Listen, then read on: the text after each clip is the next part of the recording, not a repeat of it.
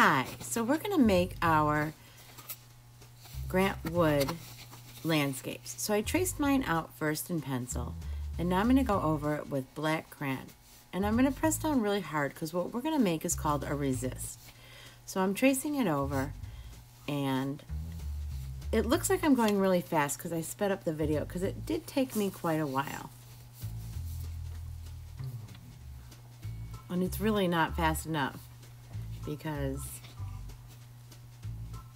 and I want you to notice that I'm using perspective. I made the smaller trees in the back and the larger trees in the front, and I made it really hilly, just like Grant Wood, because we talked about how he made it really thick and luscious and hilly by using lots of curves. And I put in a farmhouse, and I'm making a big path in the front. And then in each different hill, I'm going to put a different kind of a pattern.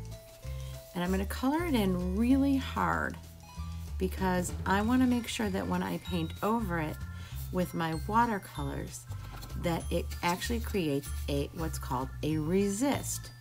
A resist is when wherever I put the watercolor paints, the crayons will make it resist or not paint over the crayons.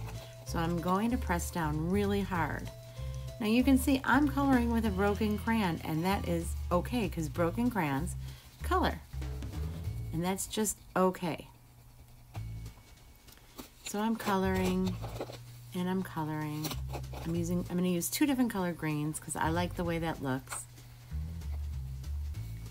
And I'm going to hold off for a little while because I quite cannot find my brown crayon at the time. And I'm going to go on, and notice how I made those lines curve. So it made it curve with the land.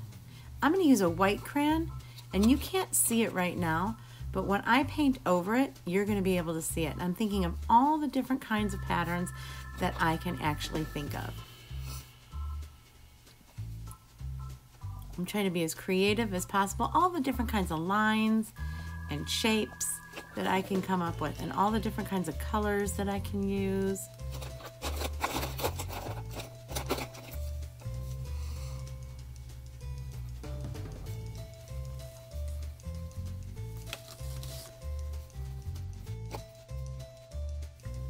Okay, now comes to the part where I'm going to paint it. And I take out my watercolor paints, and I'm decided I'm going to paint the sky kind of a blue and purple color. So I'm going to be really careful and paint like an artist and really take my time. And I want to make sure my brush is clean. So I start painting, and I'm going to paint right over that sun, and that's how that resist works. Wherever I've put that really heavy crayon, the paint will not stick. And watch how I paint. I put a little bit of purple with the blue, and I kind of mix the colors right there on that paper. And it's kind of hard to see because I'm a lefty, and I apologize, I can't change the way I paint. Now watch, I'm going to put some blue paint down. It's real heavy, and I'm going to blend that out with a little bit of water. But if I like it heavy, I'm going to leave it heavy. Paint right over that tree, and it's not going to stick because that's how a resist works. Then I'm going to move down, and I'm going to try to paint those hills. I'm going to have to move my paper so you can see. I painted that first hill green, and that yellow, you can see how that yellow and orange really pop in color because the lighter colors when you're using a resist really, really pop.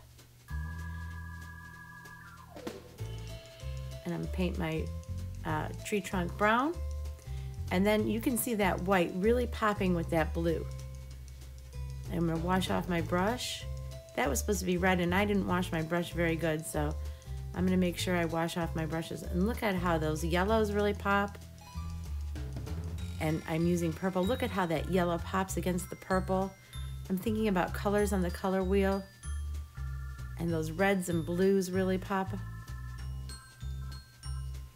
I'm just going to go along and paint them all. And it looks like I'm going really fast, but that's just because I sped up the video as like 3 times faster than I painted. This painting really took me a long time. And I also cut out a lot of the video. Now watch when I paint that path. I have a very light gray line on that path. And I painted it black, and look at how nicely it pops. And I paint the house red, and on those windows, I colored those in white so they would stay white when I colored over them.